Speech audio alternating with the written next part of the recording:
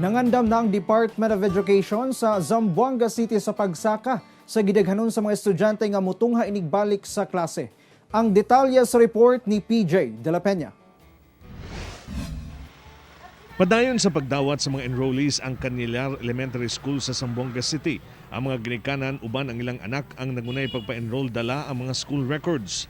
Anaa sa 1,622 ang ilang populasyon sa wa pa may tabu ang pandemya o gituo ang musaka pa ang ihap ni ini. For now, nasa 509 na po kami enrollees. So in a day, meron naman po nag-i-enroll. So increasing pa po yan.